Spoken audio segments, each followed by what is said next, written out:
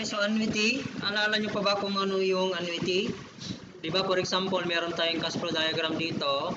Ito yung zero or yung start ng year, for example, year yan. May mga pera dito, for example, pababa. Kapag pababa, mawawalan ng pera, di ba? Kapag pababa, kapag pataas, magkakaroon ng pera. So, yan yung ating annuity, for example. Then, hanggang maabot niya yung N. Okay, hanggang sa N. Now, kung babalikan natin ng engineering economy, ano ang formula doon sa P? Ito yung P natin. P. So, dapat balance yan, no? Kapag may pababa, dapat meron ding pataas para balance. Hanggang pababa namin. So, ito yung ating P. And then, nandito naman yung ating F for yung future word. Ano naman na ulit yung formula natin kapag annuity? Yung P natin or yung principal is equal to A or yung amount ng annuity na yan over I, and then 1 less 1 plus I raised to negative N. Okay, so yan lang naman yung kailangan nating memorize, pero mamaya hindi na kailangan memorize yan. Then F, that is equal to A over I, tapos magkabaliktad ata to, 1 plus I raised to N less 1, correct? Tama ba? Okay, so ang tawag naman natin dito ay ordinary. Kapag sinabing ordinary, yung pera ay mag-start yung pera or yung annuity na yan after ng 0 dito. Pero kapag halimbawa pag ganito ang nangyari, nag-start mismo doon sa beginning, ayan, then hanggang doon sa end na yan, pagka ang tawag natin dito ay deferred, tama ba? Deferred? Ano na ito? Hindi ata to deferred.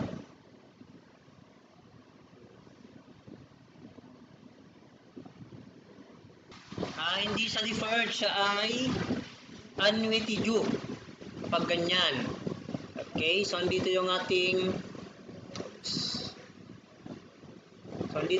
P, and then yung F natin nandito. Okay, take note yung ano natin sa may N natin banda dito, wala ka ng A dito, wala ka ng annuity dito. Yan, wala na to.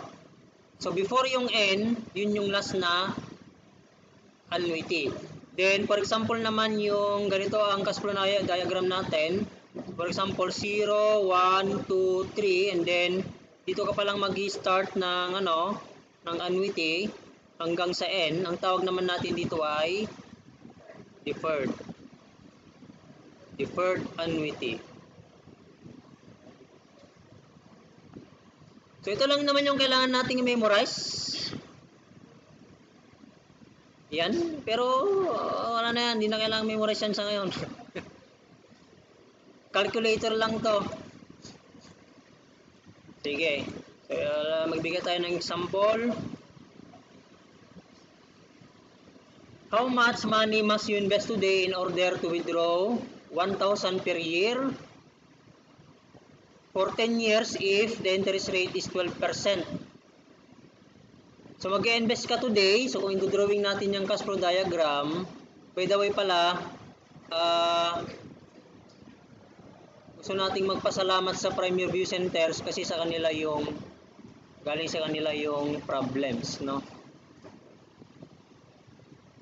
Yan. Anong number to? 13. Okay? So for number 13, so 10, no? 1, 2, 3, 4, 5, 6, 7, 8, 9, then 10. So mag-invest, kapag mag-invest, pababa kasi mawawalan ka ng pera. And then, it should be the principal, yung investment mo. And then, mag-withdraw ka every year ng 1,000, no? So yung A natin is 1,000 sa loob ng 10 taon. Okay? So yan. So ito yung mga annuities natin. This is 1,000 pesos. Ang tinatanong, ano kaya yung invest mo? Ano kaya ang ilalagay mo sa bangko nang sa ganun every month ay magkakaroon ka ng 1,000. Ang interest ay 12%.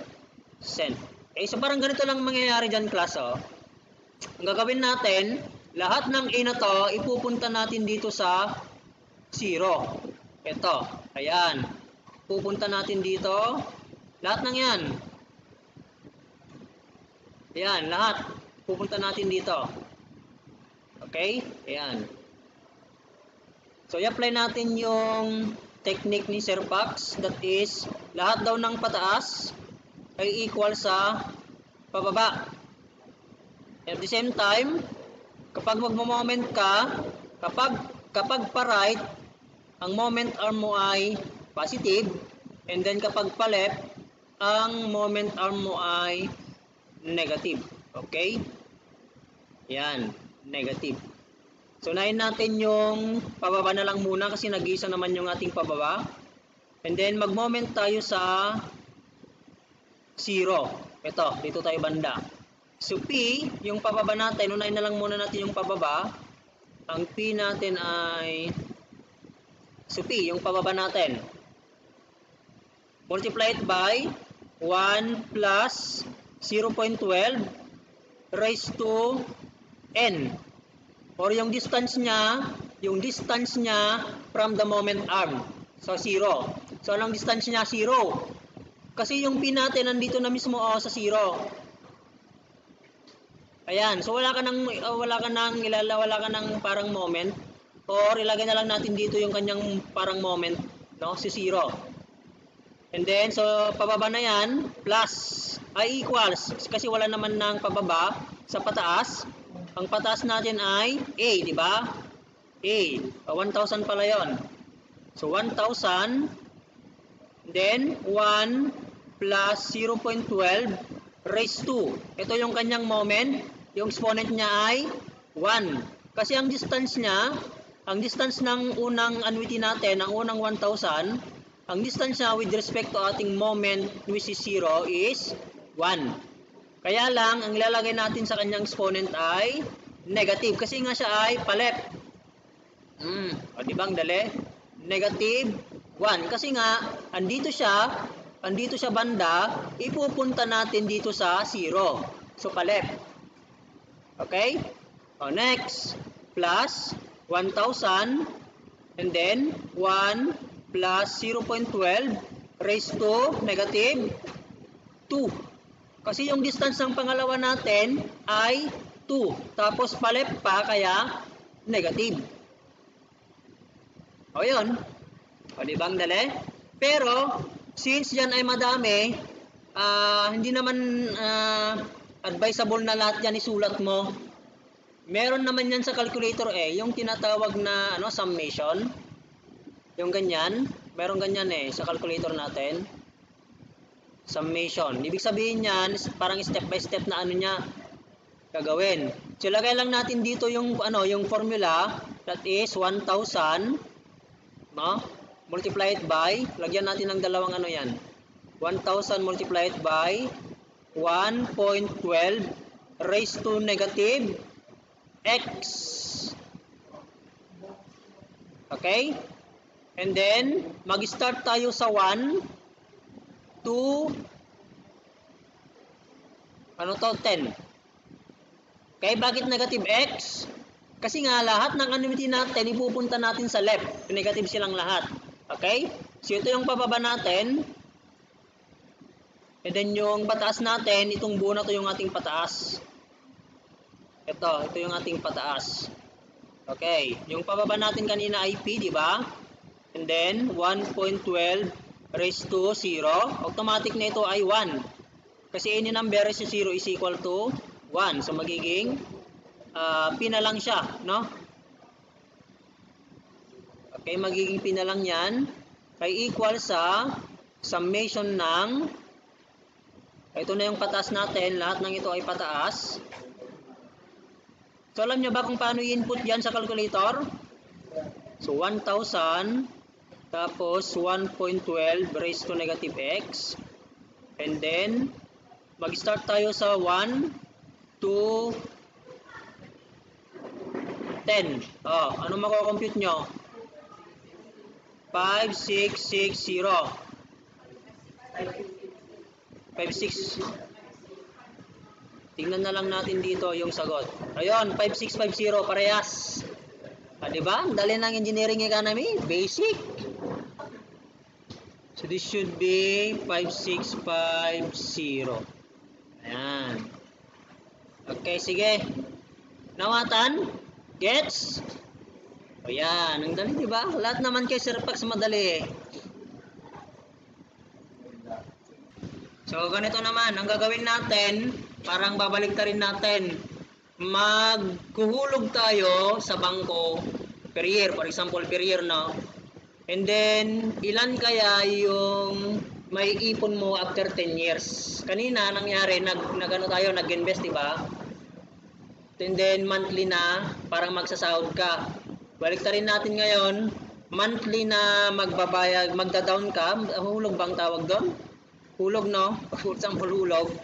And then, monthly na magde-deposit ka or yearly na magde-deposit ka. After 10 years, magkano na kaya yung pera mo?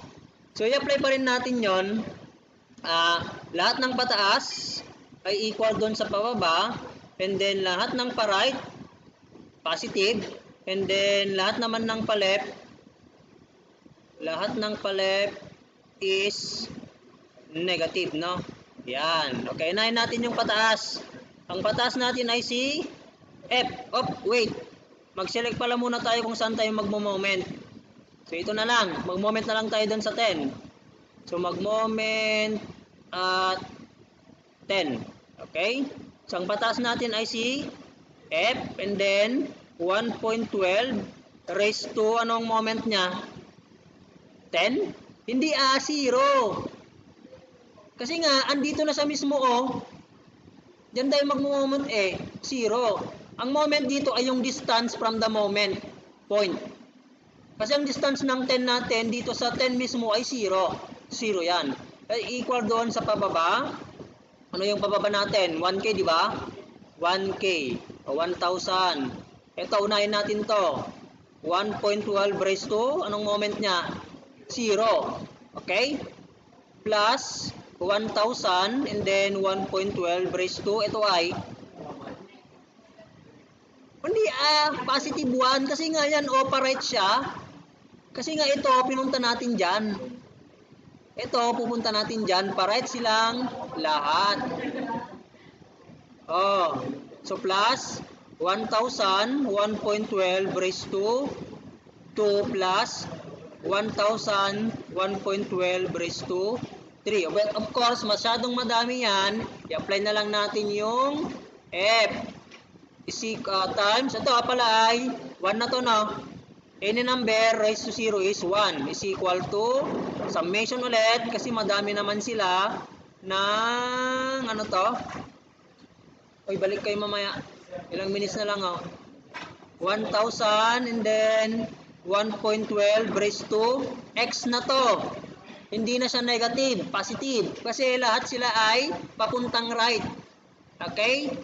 And then, mag-input tayo from, ano to? 0, ano yung nasa taas? 9. 9 siya. Kasi yung pinakalas, itong pinakalas na yan, kung bibilangan natin kung ilang steps papunta sa kanya, siya ay 9. Okay? So, yun yung technique, no?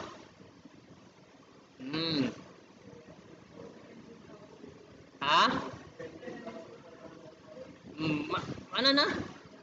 17,548.70 pesos. Ayan.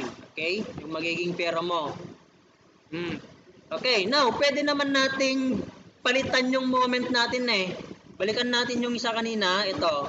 Ayan. Ito yung isa kanina. Palitan natin yung moment natin. So, ang gawin natin, dito tayo kanina, nandito tayo nag-moment. sa may 0. Ngayon, same problem, dito tayo mag-moment sa 10. So, ang mangyayari niyan, lahat ng pataas ay equal dun sa pababa. Ang pataas natin ay summation ng, ito, yung mga annuity natin siya yung nasa taas eh. Mag-moment tayo sa may 10. Summation ng 1,000 tapos 1.12 raised to ano? Positive, negative. Dito tayo mag-moment sa 10 ngayon. Positive na siya. X, okay? Tapos, mag-start tayo from 0 to 9. Kasi pa right. Okay, papuntang right tayo. Ay equal sa pababa. P. Okay? Anong moment niya? 1.12 raised to ano? Di ba ipupunta rin natin yung P doon sa right? Ha? Bilangin nyo. 1, 2, 3, 4, 5, 6, 7, 8, 9, 10. Okay, 10. So, dapat parehas yan. Ang gawin mo, kasi hindi mo solve yan eh. Ang gawin mo, kunin mo muna to, isolve mo muna. And then after nyan, parang mangyayari, di-divide mo. So, mangyayari nyan, P is equal to summation ng 1,000, 1.12 raised to X. Tapos, from 0 to 9, divided by 1.12 raised to 10. So, dapat ang lalabas niyan ay 5650. O yan, di ba ang dali ng engineering ika na may basic? Yung isa naman, baliktarin natin. Palitan natin yung moment. Ito, mag-moment naman tayo sa may 0. Ito. So, kanina, dito tayo nag-moment. Dito tayo sa 0 ngayon. So, F, lahat ng pataas ay equal dun sa pababa. Ang pataas natin ay si F. Ngayon si F, ipupunta natin dito sa 0. So, magiging moment niya ay 1.12 raised to, ano yon? 10. Ay equal dun sa pababa natin ay si 1,000. Summation ito ng 1,000. 1.12 raised to, ano to? Negative, positive? Negative X. Okay? Kasi pupunta natin sa left lahat. Ay, negative pala to, no? Kasi pati siya, pupunta natin dito sa left, sa may 0. Okay? And then, ang start natin ay from 0 to, ano to? 10? 0 to 10. Okay? So, ang F natin, dapat parehas ang makukuha dyan. That is equal to, paano to kaya? Summation ng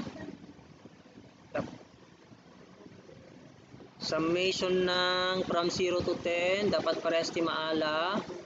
1,000, 1.12 raised to negative X. Tapos, 1.12 raised to negative 10. Dapat parehas ang makukuha natin dyan na 17,000 pesos. Ha? Mali. Mali. 9. Check natin. I-redraw na lang natin yung ating cross flow diagram, tsaka natin bilangin yung kung ilang steps yan. Okay, so si F, kung ipupunta natin dito sa 0, bilangin natin 1, 2, 3, 4, 5, 6, 7, 8, 9, 10. O, tama naman. Tapos ito, 1. Mag-start tayo sa 1 to 10. Ano ba yung nilagay natin dito? Ayun, mali pala eh. Dapat mag-start tayo sa 1. Ayan. 1. So, 1 ito.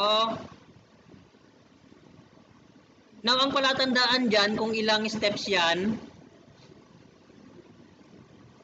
yung limit mo. Halimbawa, di ba nag-limit ka ng 1 to 10, bilangin mo ngayon. Mag-start ka ng bilang sa 1. 1, 2, 3, 4, 5, 6, 7, 8, 9, 10. Pero kapag mag-start ka sa 0, then mag-end ka sa 10, bali 11. So 0, 1, 2, 3, 4, 5, 6, 7, 8, 9, 10. Bali 11 na steps. So yun pa lang, makikita mo na may mali sa input mo. Which is 10 dapat yung bilang. Ayan. So kapag ganito, tama na yan. Tama ba? Okay, so 17,548.70.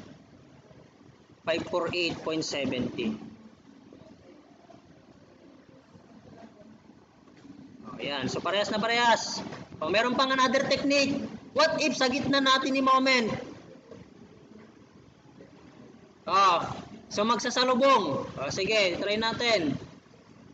Ito na lang siguro, ito na lang. Kahit isang problem na lang o isang sample na lang. Itong ano natin kanina. So gagawin natin, so 10 to. 1, 2, 3, 4, 5, 6, 7, 8, 9, 10. Ito yung P natin, andito yung ating mga A. Mag-moment tayo doon sa gitna. O kung gusto niyo doon sa sa 8, doon sa 2, doon sa 3 and so on, pare-parehas lang makukuha natin. So, ito si A, ayan. So 1, 2, 3, 4, 5, 6, 7, 8, 9, 10. So ang gawin natin, dito tayo mag-moment sa may 5. Ito si P natin. Okay, paano yung equation natin? I-delete ko na to muna. Tapos na to. Screen naman na natin yan. Okay. Unahin na lang natin si pababa. Ang pababa natin ay si P. Tapos dito tayo mag-moment sa 5A. So ang si 5, ipupunta natin sa right, tama? Pupunta natin dito. So 1.12 raised to positive 5. Okay, kasi pa right is equal to meron pa palang meron pa palang pababa. Wala na, isa lang no. Next, pataas. Ang pataas natin ay hatiin natin din.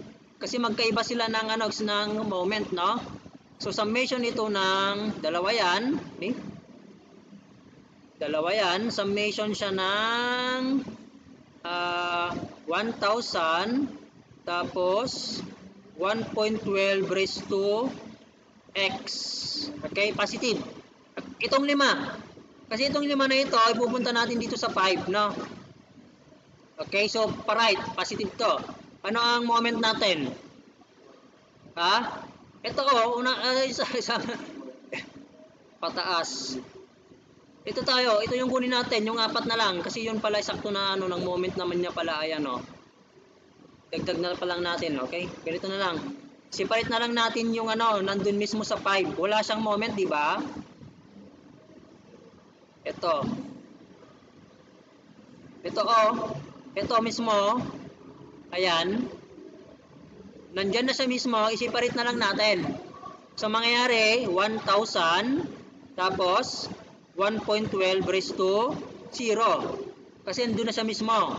Ito. Tapos kunin natin yung 4 na ito. Itong 4 na ito. So ang gawin natin, summation siya ng plus. Kasi nasa taas pa rin yan. 1,000 1.12 raised to positive x. Mag-start tayo from 1 to bilangin natin 1 2 3 tapos 4. O yan, 4. Okay? Plus isa pa. Ito pang 4, di pa natin na isasali. Ayan. So summation naman ito ng 1,000 1.12 raised to negative x. Okay? Limit from bilangin natin 1 2 3 4 5 siya. Okay? 5. From 1 to 5. Then, i-equate nyo lang ito. I-type nyo yan sa calculator. And then, i-divide nyo later on ng 1.12. Siya na si P. So, dapat parehas ang makukuha. So, kahit saan natin ilagay yung moment dyan, basta masusundan niyo kung flat ng pataas, equal dun sa pababa. So, balikan lang natin yung statics. Statics ko. Lahat ng pataas, equal dun sa pababa. Tapos, dagdagan mo ng moment. Lahat ng pa-right, positive. Lahat ng pa-left, negative. Pag sa statics, kapag counter, positive. Kapag clockwise, negative. Yun yung sa statics. Di ba? O, yan yung technique ni Sir Fox. So, parehas yan. Yun anyway, compute nyo pa rin, pero sinasabi ko na parehas yan. Okay? So, that's all for today. So, isang problem, siguro marami na kayong natutunan sa isang problem lang na yan. Okay? So, deferred annuity man yan, deferred annuity, ano pa yung isa? Annuity due, pare-parehas lang. But anyway, later on,